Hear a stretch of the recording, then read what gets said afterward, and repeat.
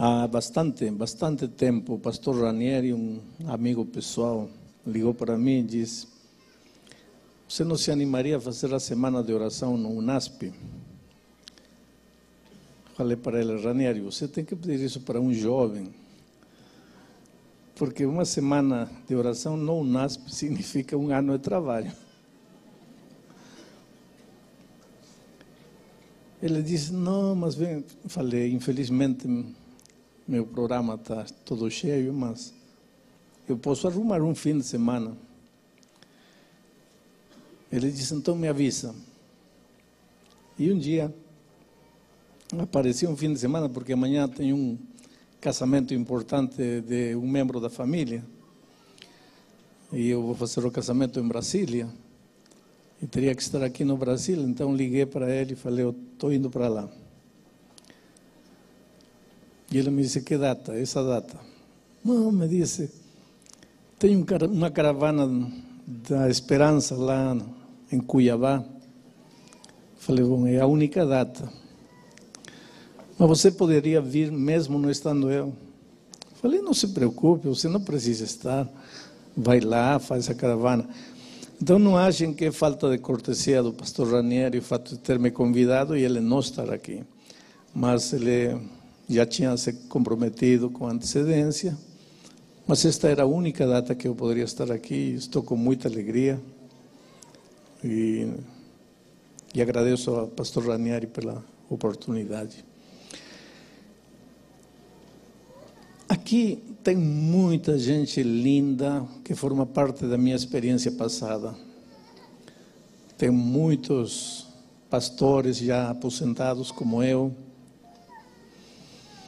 E a cada um deles eu devo um pedacinho da minha experiência.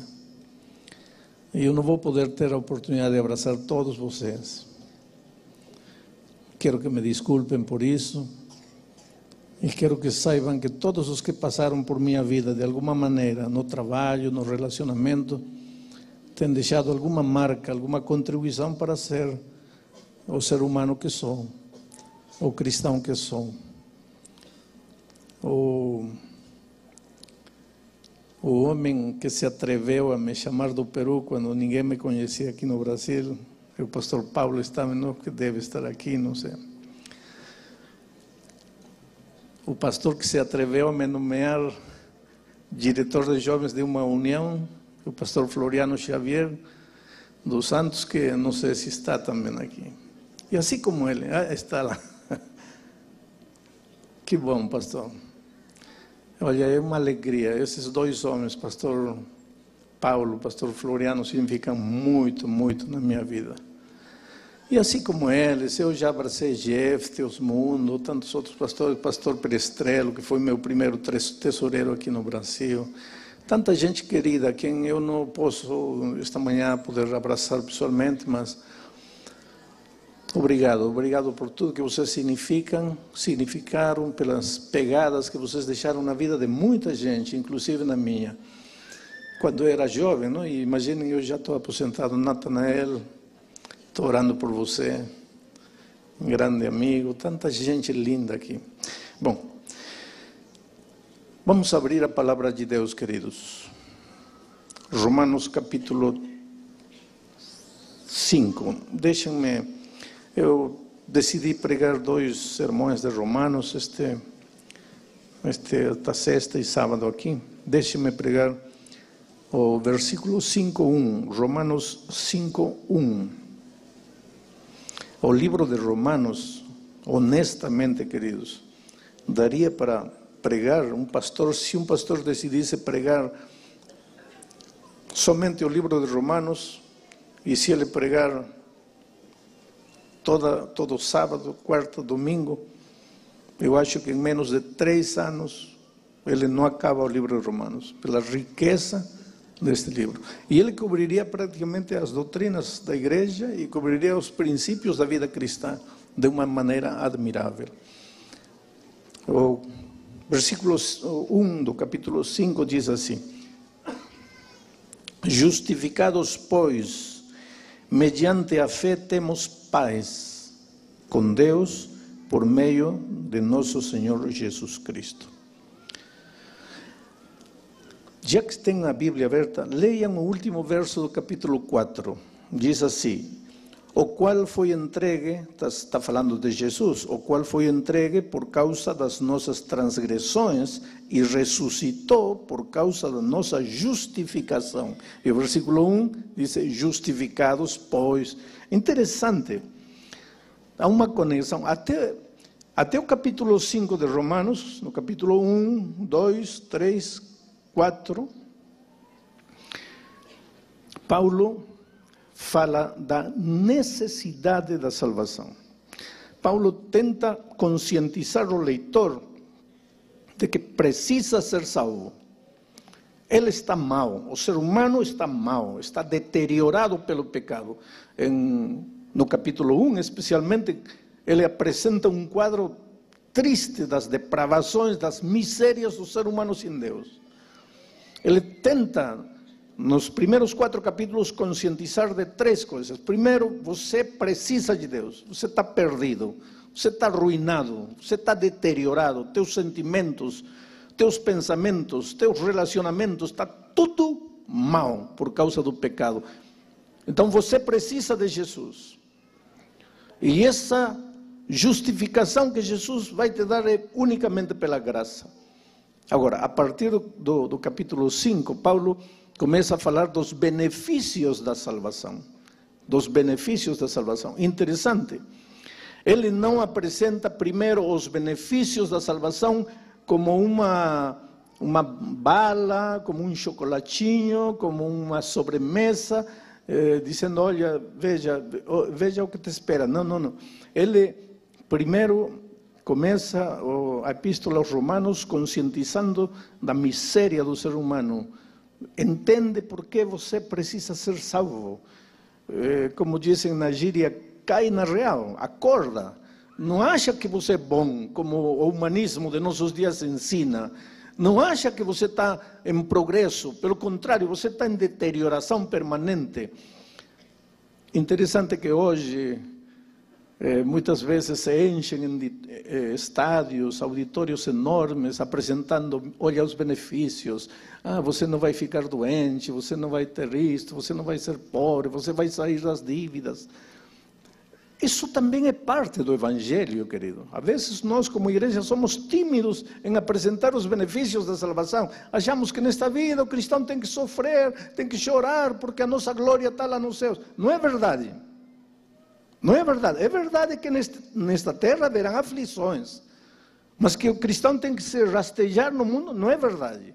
Agora, está errado quando o motivo para chamar as pessoas para a salvação são os benefícios. Deveríamos fazer como Paulo, trazer as pessoas para a salvação pela conscientização da sua necessidade. E aqui vem a participação maravilhosa do Espírito Santo, conscientizando o ser humano da sua realidade triste.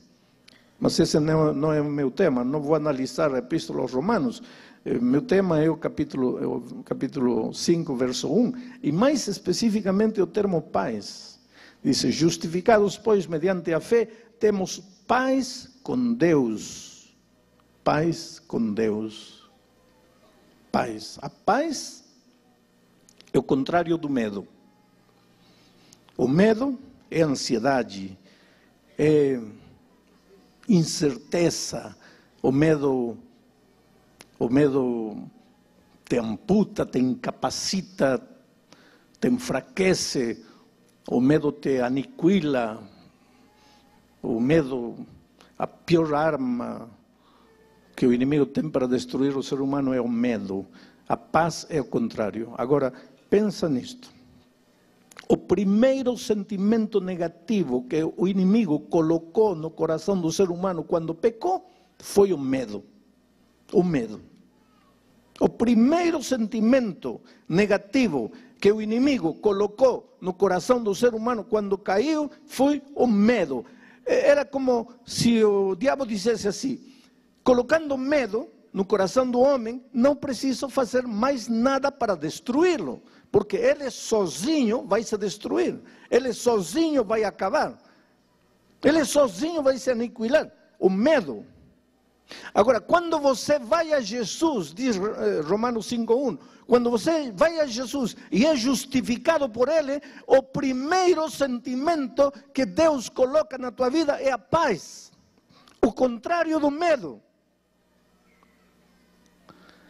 É interessante, você pode vir, ter chegado esta manhã aqui trazendo a sua vida rasgada, feita a pedaços, casamento destruído, endividado na vida financeira, pode estar doente, pode estar enfermo, pode estar com seus relacionamentos deteriorados, não consegue dormir, solidão, culpa, enfim, é um ser humano. Você vem numa reunião como esta para ouvir a palavra de Deus e ouve falar do Senhor Jesus Cristo, e você, na hora do apelo, se entrega a Jesus Cristo, esperando que desapareçam as dívidas, que desapareça a doença, que desapareçam as dificuldades no relacionamento familiar, etc, etc, etc. E você vai à frente para se entregar a Jesus, esperando todas essas bênçãos maravilhosas que todo ser humano precisa, e Jesus, em lugar de resolver teu problema de dívidas, em lugar de fazer cair um emprego do céu, em lugar de acertar o relacionamento familiar, Ele, quando você chega aqui à frente, Ele te dá paz. E às vezes você pode olhar para Deus e dizer: espera um pouco, Senhor, está tudo bem, eu preciso paz, tudo isso, mas primeiro me ajuda a resolver as dívidas, primeiro me ajuda a arrumar um emprego, primeiro me sara, me cura, me levanta. E Ele, em lugar de fazer tudo isso, te dá paz. Por quê? Isto é interessante, querido. Por quê? Primeira razão, porque o primeiro sentimento negativo que o inimigo colocou no coração humano quando pecou foi o medo, contrário da paz. Agora, o primeiro sentimento que Deus coloca em teu coração quando você é justificado é o contrário do medo, a paz. Por quê? Porque uma pessoa com paz no coração é o melhor instrumento para a realização dos grandes milagres divinos. Porque há dois tipos de milagres: os milagres sobrenaturais e os milagres naturais. Os milagres sobrenaturais, você andar por cima da água e não se afundar, um corvo trazer um pedaço de glúten para você quando está com fome, você cair na cova dos leões famintos e o anjo do Senhor vir e fechar a boca dos leões, o mar vermelho, um mar de dificuldades, se abrir. Deus é Deus, querido, esses são milagres sobrenaturais. E por favor, dê a Deus o direito de ser Deus. Acredite em Deus, não se atreva a duvidar do poder de Deus. Porque se alguém está com câncer esta manhã, pode sair de aqui curado. Deus é Deus. Não duvide neste mundo racionalista, pragmático, não se atreva a duvidar do poder de Deus, querido. Eu tive um grande amigo, pastor. A emoção é tão grande. Jerry Patzer, presidente da União Norte da Califórnia, um grande homem. Ele um dia disse: eu não sei por que tanta gente não consegue aceitar que um grande peixe, vamos dizer que seja uma baleia, eu não sei como tanta gente não consegue entender que um grande peixe engoliu Jonas.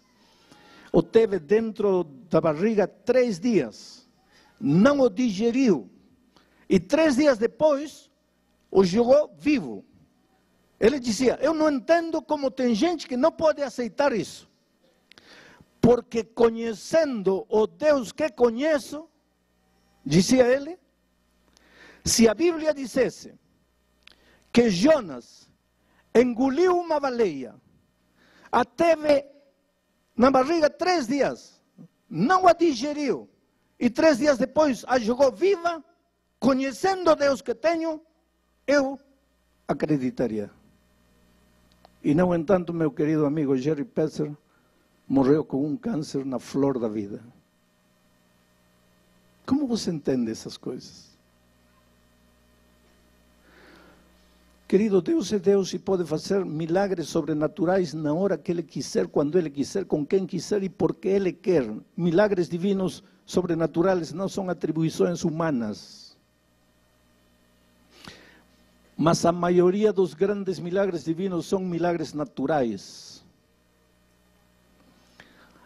E para a realização dos milagres naturais, o instrumento é você. Porém, você justificado e você com paz em seu coração. Você justificado e você com paz em seu coração. Vou contar uma experiência. Um dia eu estava na divisão, eu trabalhava ainda, uma senhora liga para mim, pastor, ore por mim, eu tenho um tremendo problema, eu sei que se o Senhor orar, está tudo resolvido. Qual é o seu problema, irmão? Eu estou devendo 40 mil reais, pastor. E meu marido ganha 800 reais por mês. E eu não trabalho afora porque eu cuido da casa. Agora me digam uma coisa. Uma família que recebe 800 reais por mês poderá pagar uma dívida de 40 mil reais? É problema ou não é problema? Problemão. E ela disse, e o pior de tudo, pastor, é que meu marido não sabe que estou devendo 40 mil reais. E o pior de tudo, pastor, é que eu peguei dinheiro com agiotas e eles estão me ameaçando com me matar se eu não pagar. E por que você não conta para seu marido? Porque ele me mata, pastor. Essa mulher não tinha saída. Se não paga, os agiotas matam. Se conta,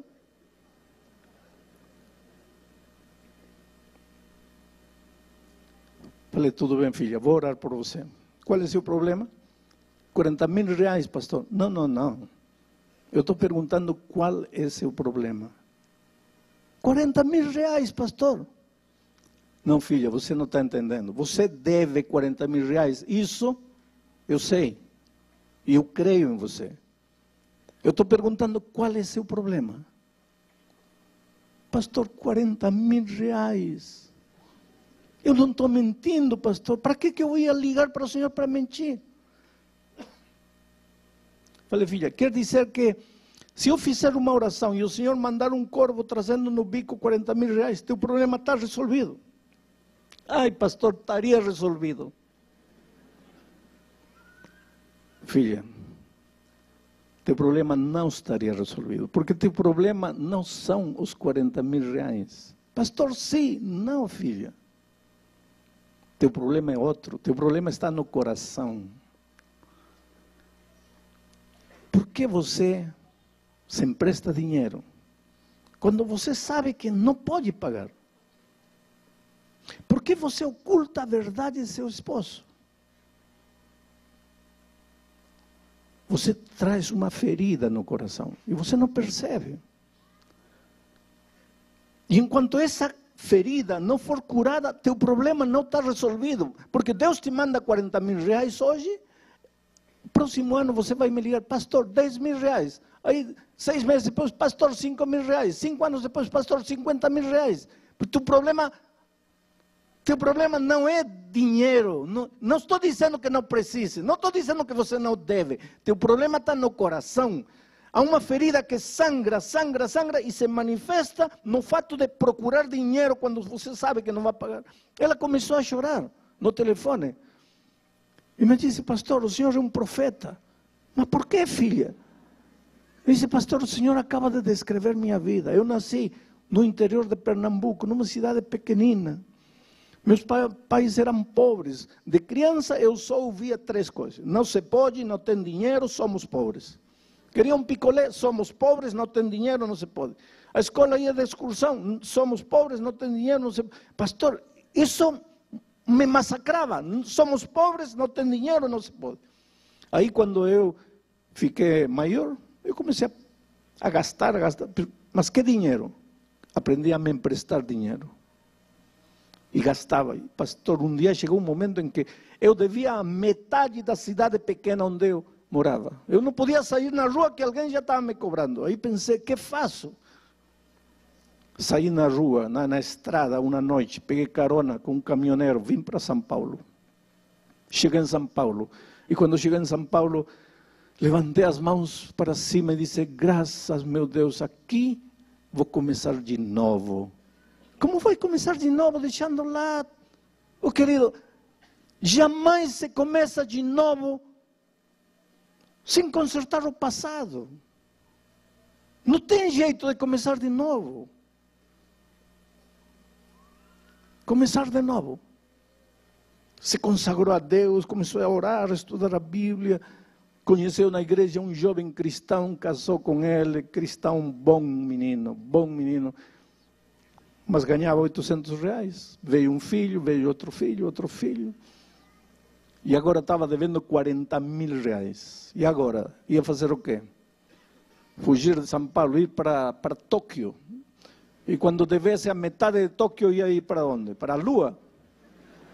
Você vê que a dívida não era o problema, querido. O que você diria esta manhã se eu te dissesse assim?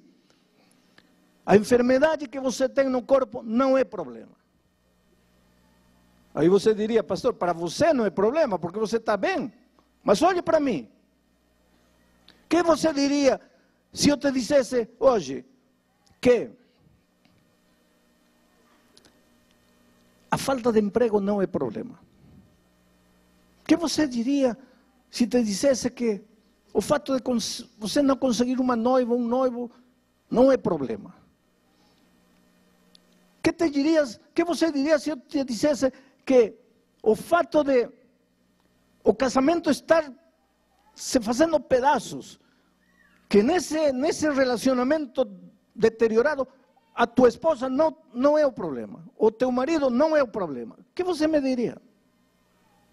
Você diria, pastor, que o senhor não conhece a minha situação, mas se conhecesse de perto, veria que sim é problema. Não, não é problema. O problema, querido, 99% dos problemas não estão fora da gente. 99%, não estou exagerando, 99% dos problemas estão dentro da gente. Lembra quando Pedro e seus companheiros estavam no mar da Galileia e Jesus apareceu aquela noite? Havia vento, havia tempestade, havia trovão, havia escuridão. E se você perguntasse a Pedro e aos discípulos, qual é o problema? Eles diriam, como qual é o problema? Não está vendo, está escuro, está chovendo, a água está entrando, vamos afundar, esse é o nosso problema. Não era o problema. Porque quando Jesus chegou na vida deles, não acalmou a tempestade, não fez o sol sair, não parou o vento, as ondas continuaram gigantescas. O que fez Jesus aquela noite quando chegou? Resolveu o problema. Mas então como continua a tempestade? Porque a tempestade não era problema, o problema era o coração. E quando Jesus chegou aquela noite, arrancou o medo do coração, colocou a paz, a segurança, a certeza. E aí esse covarde Pedro que estava achando que ia morrer, que ia afundar, quando o medo foi arrancado do seu coração, quando a paz, a certeza entrou em seu coração, esse Pedro se levantou e começou a andar em meio da água. O vento continuava, a crise continuava, as dificuldades continuavam. Que me importa? Estou curado. E em nome de Jesus foi capaz de andar por cima da água. O problema, querido, é nosso coração. Não é que teu marido é mulherengo, é que você é ciumenta. Aliás, de mulherengo quero dizer algo, entre parênteses, para os homens.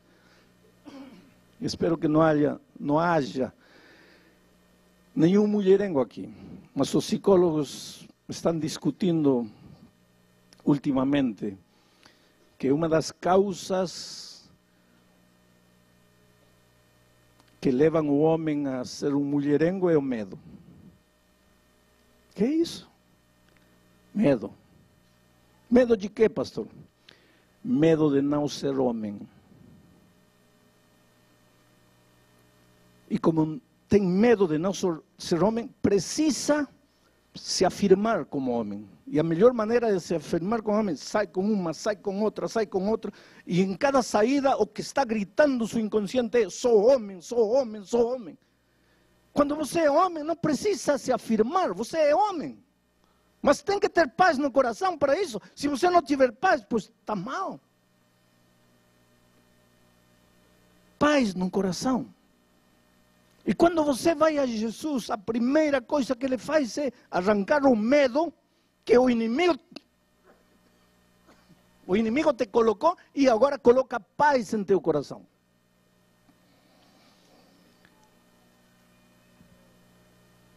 Meu tempo está acabando, mas eu quero deixar um pensamento interessante. Há muitos anos atrás eu estava pregando num teatro de ópera. Tinha 5 andares, era um teatro que girava assim. Tinha que estar pregando olhando para todo lado, para cima. E quando terminou a pregação, eu fui ao camarim e estava esperando aí o pastor que ia me levar para o hotel. Mas a porta se abriu e entrou na cama. E na cama um rapaz deitado, que não mexia do pescoço para baixo nada, tetraplégico, quadraplégico, sei lá, sem poder mexer nada.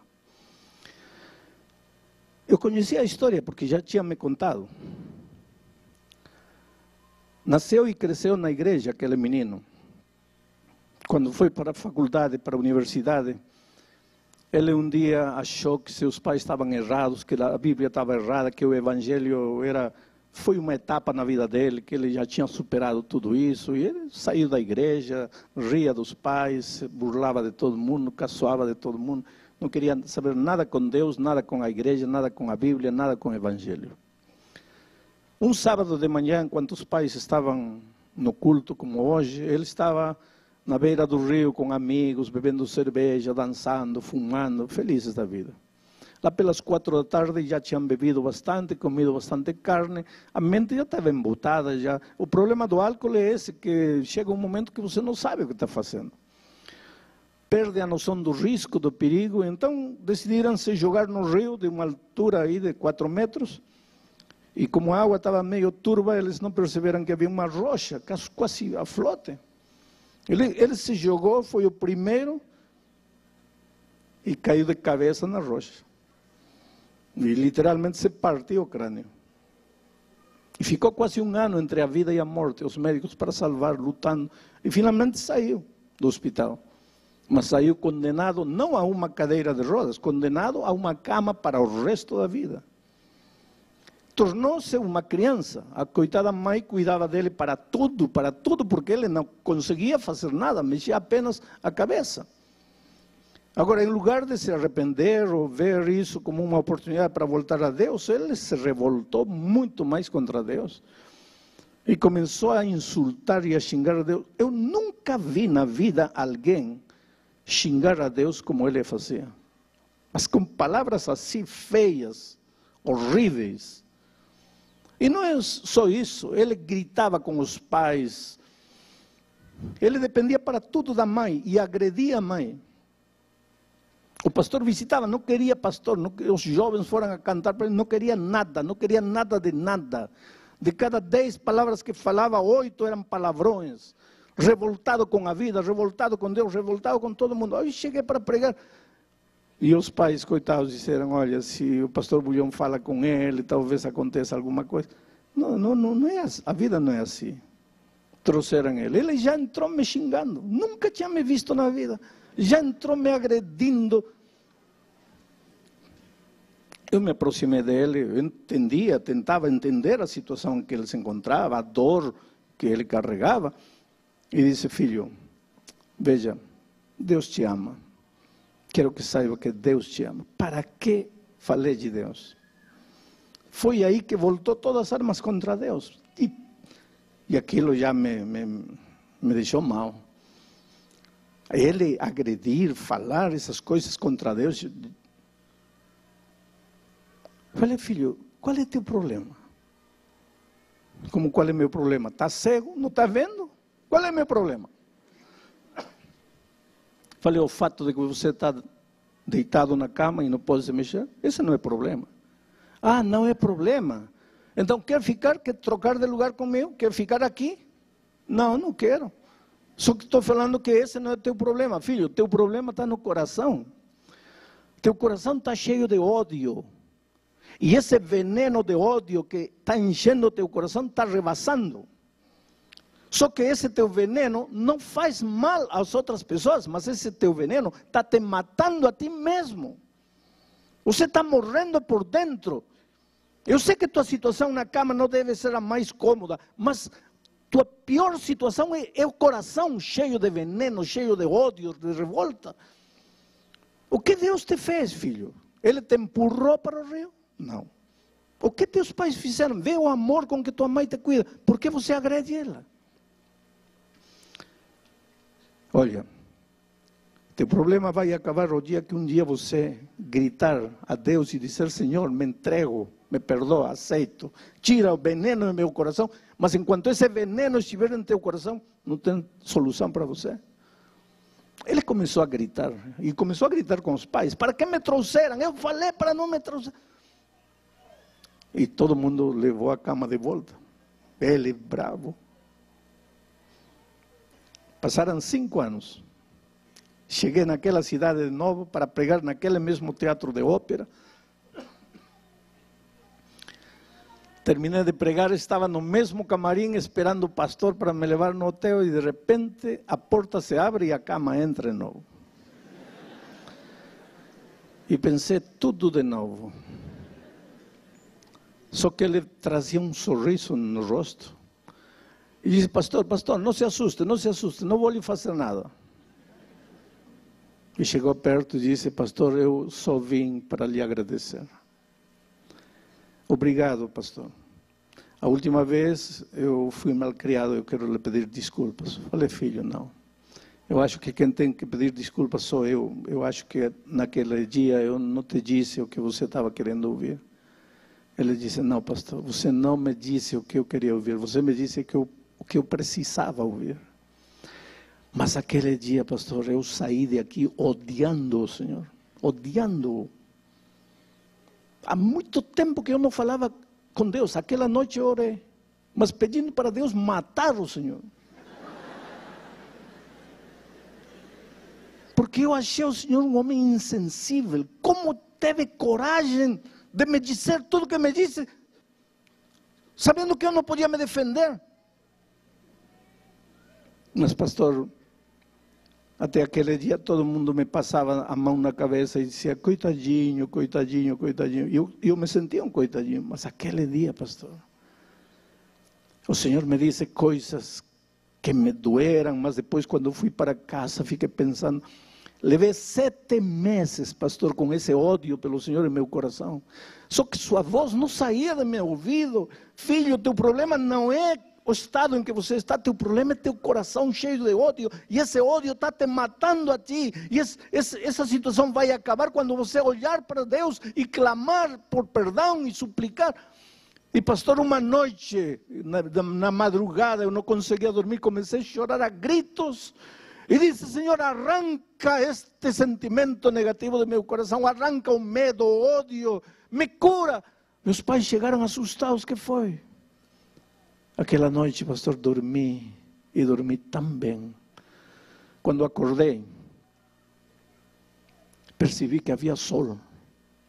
Pastor, todos os dias o sol saía, mas eu não enxergava. Percebi que os passarinhos cantavam todos os dias no meu jardim, mas eu não ouvia, porque eu só pensava em meu ódio, em minha dor, na minha situação.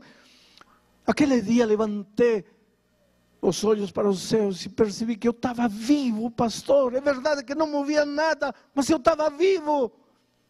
E agradeci a Deus e disse: Senhor, obrigado porque estou vivo.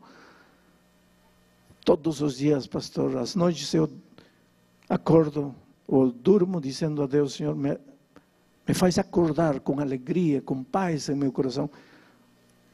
Nestes anos, 5 anos que passaram, pastor, eu tenho trazido mais de 20 jovens para a igreja. Mas como 20? Como? Como você faz isso? Ah, pastor, é que os jovens da igreja me levam e eu peço para eles me levarem na boca do lixo da cidade, onde está a prostituição, as drogas. Os jovens cantam com violão, depois eu prego, deitado na minha cama. E as pessoas se aproximam, talvez até por minha situação, e eu digo, eu era como vocês. E conto toda a minha vida, e conto como aconteceu um acidente, e digo como era revoltado, e como Deus colocou paz no meu coração, e falo para eles, vocês estão esperando chegar ao meu estado para voltar os olhos de Deus? Pastor, já trouxe mais de 20 jovens para Cristo, e todo dia lhe digo, Senhor, deixa-me viver para continuar trazendo gente para Ti. E pastor, eu pintei um quadro, e quero lhe mostrar, e aí trouxeram o quadro. Falei, mas filho, como você pintou se você não mexe nada? Ah, disse pastor, esse era meu problema quando eu não tinha entregado a vida a Cristo. Eu me olhava no espelho e só via o que não mexia. Hoje, para que eu vou me preocupar com o que não mexo, senão não me serve para nada? Então, o único que eu olho no espelho é o que mexo. E eu mexo a cabeça, pastor. Eu aprendi a pegar o pincel com a boca e a pintar com a boca. E este quadro eu pintei com a minha boca. E é um quadro impressionante. Tem várias cenas. Aqui tem um monstro. Você tem que dar um desconto, porque foi pintado com a boca por alguém que está aprendendo a pintar com a boca. Mas aqui tem um monstro com chifres e rabo. No segundo quadro, já não tem chifres o monstro, mas tem rabo. No terceiro já não tem chifre nem rabo, mas continua monstro. Aqui está a cruz de Cristo. E aos pés da cruz está o monstro, só que já não é monstro.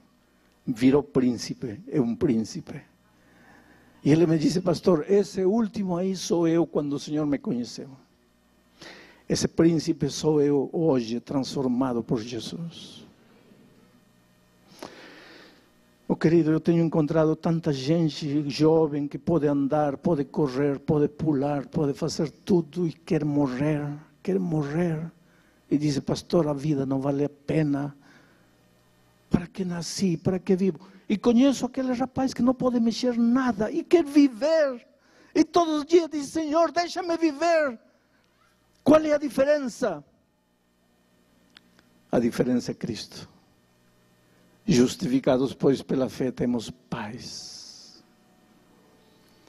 Quando o Espírito de Deus entrar no teu coração, você vai aprender a pedir perdão à esposa e vai ver que talvez sempre teve uma esposa maravilhosa, que teu temperamento foi destruindo. Quando você for curado por Deus, vai deixar o machismo de lado e vai aceitar que tua esposa tem razão. E vai lembrar que tua esposa talvez foi uma flor linda que chegou às tuas mãos e que você, por causa do temperamento indômito, foi murchando. Mas só Jesus pode fazer isso. Arrancar de teu coração o medo. Por que você grita? Por medo. Por que você é teimoso? Por medo. Por que você não cede? Por medo. Medo. O medo arruina tudo. E quando você vai a Jesus, a primeira coisa que Ele coloca em teu coração é a paz. E agora você, com paz, vai ser um instrumento para reconstruir teu casamento. O instrumento para resolver teu problema financeiro. O instrumento para enfrentar os vendavais da vida sem temor. Transformado por Jesus.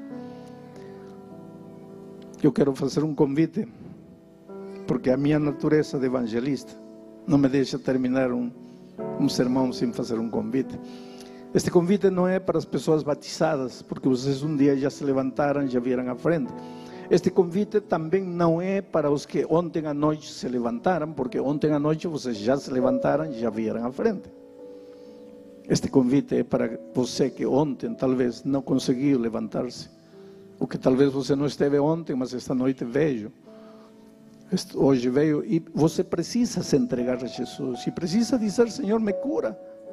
Senhor, coloca paz em meu coração. E quando você estiver com seu coração inundado de paz, vai ver como vai enfrentar a vida de outro jeito, transformado pelo poder do Senhor Jesus. Vou pedir a Monique que venha para cantar, porque enquanto ela cantar, eu quero perguntar: quem é a primeira pessoa que gostaria de se levantar e chegar aqui entregando o coração a Jesus? Mesmo que seja aquele que vier, levante-se e venha, em nome de Jesus. Glória a Deus. Essa menina linda, vem. O Espírito de Deus se está movendo. Venha lentamente, abra-se passo em meio da multidão e chegue aqui enquanto ela estiver cantando. Eu vou estar orando em meu coração para você chegar aqui entregando o seu coração a Jesus.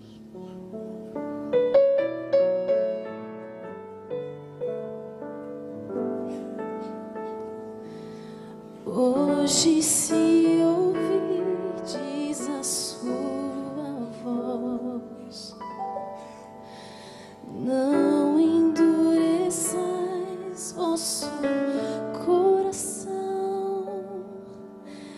Essas são palavras do Espírito de Deus, que outra vez você ouviu. Não resista mais ao convite. Nos braços de Jesus cabemos todos nós. Ele nos restaura com o toque de sua mão. Mas qual será tua decisão? Para toda culpa e dor, Jesus tem a cura. Para quem quer viver, Ele é o pão. Para qualquer sofrer na alma, Ele traz a paz. Para quem nada tem, Ele tudo é.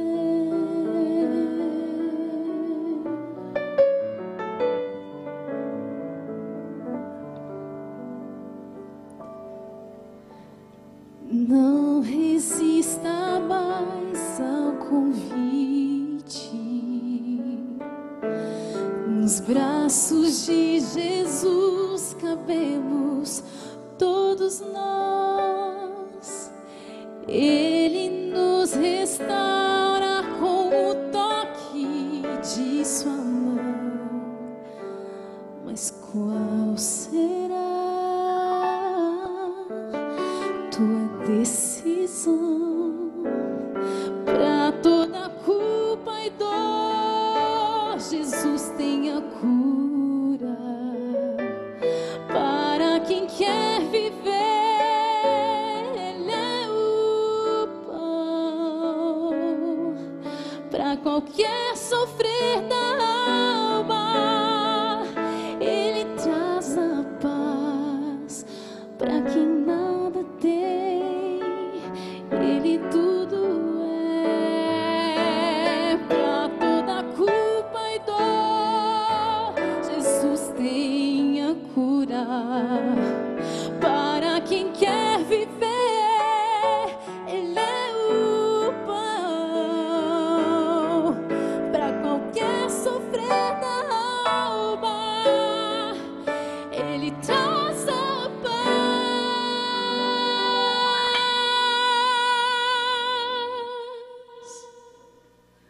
Para quem nada tem, Jesus Cristo é tudo. Para quem quer viver, Ele é o pão da vida. Para quem quer viver, Ele é o pão.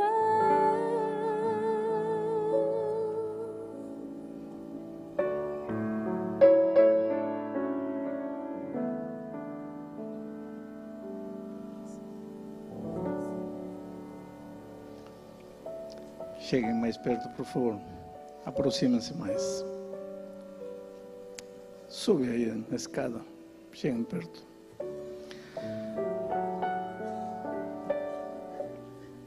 Eu deveria agradecer a Deus por este lindo ramilhete de flores.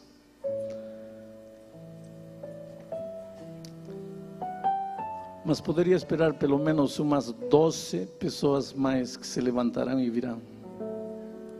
Pelo menos 12 pessoas mais que sentadas aí estão sentindo a voz de Deus trabalhando em seu coração. Eu não sei quem é você, mas de repente você é um aluno, estudante, precisa tomar sua decisão, entregar a vida a Jesus. Quem é o primeiro que poderia vir? Glória a Deus por esse rapaz, veja, trazendo seu neném nos braços, não? Que coisa linda. Vem a Jesus. Hoje é o dia de boa nova. Hoje é o dia de salvação. Vejam. Já vieram 4, 5, 6, 7. Onde está você? Vai voltar para casa deixando passar a grande oportunidade de sua vida? A Bíblia diz: se ouvirdes hoje sua voz, não endureçais vosso coração. E você está ouvindo a voz de Deus. Glória a Deus, meu rapaz. Vejam essa decisão. Como vocês são valiosos para Deus. E como quando o Espírito de Deus se move, as pessoas respondem, as pessoas se entregam, as pessoas se rendem. Só que esta rendição só vai redundar no seu bem. Vem a Jesus. Vem, lentamente. Deixa-te trazer pelo Espírito Santo. Glória a Deus por essa senhora. Sabem, essa cena de alguém trazendo um neném no colo, a mim me emociona. Porque há muitos anos atrás, numa cidade bem pequenina, um pastor fez um convite. E uma senhora jovem levou um menino no colo para frente. E entregou sua vida a Jesus. Essa senhora era minha mãe. E esse neném era eu. E quando ela foi à frente, ela jamais imaginou que por causa dessa decisão dela, esse menino de colo poderia ser um instrumento de Deus para pregar o Evangelho em todo o mundo. Imagina o valor de uma decisão. Só Deus sabe aonde vão chegar esses meninos por causa da decisão dos pais. Jovens, que Deus abençoe vocês. Vocês têm uma estrada longa diante de vocês, mas para toda dor, Jesus tem a cura. Ele é o pão, Ele é a água. Ele que está começando hoje a obra em vocês, vai terminá-la certamente. Quero vê-los vitoriosos no reino dos céus quando Cristo voltar. Vamos orar. Pai querido, toca estas vidas, Senhor, em Teu nome. Toca estas vidas e transforma estes corações. Arranca o medo e coloca paz nesses corações. E depois usa essas pessoas transformadas para a realização dos Teus grandes milagres naturais. Opera maravilhas nestas vidas, Senhor. Em nome de Jesus. Amém. Vou fazer um convite à igreja. Se você tem aqui adiante um amigo, um vizinho, um parente, um companheiro que você quer abraçar e quer prometer a Deus que vai orar por ele, vai estudar a Bíblia com ele, por favor, levante-se, venha. Façam festa aqui, festa espiritual. Há gozo nos céus por um pecador que se arrepende.